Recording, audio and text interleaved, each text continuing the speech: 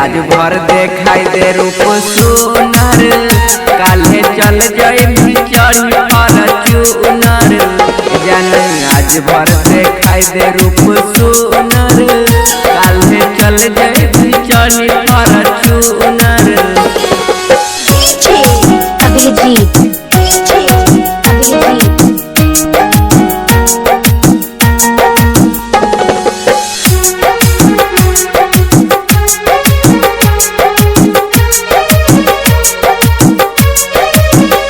विश्वास होई गेलौ राते आई तो बारात छाती फाटा हो जान सोची सोची के बात।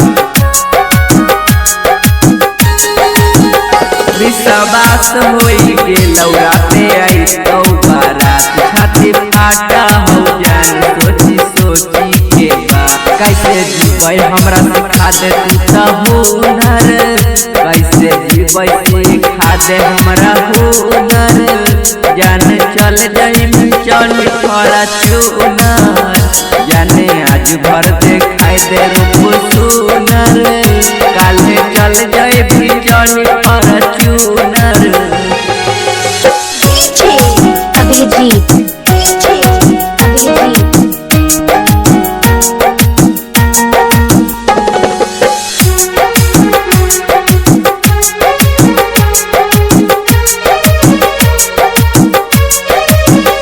अब तक छूटतौ हमर साथ जैनी पिया जी के घर तू तो किंगे हवारा संग जैनी को हवार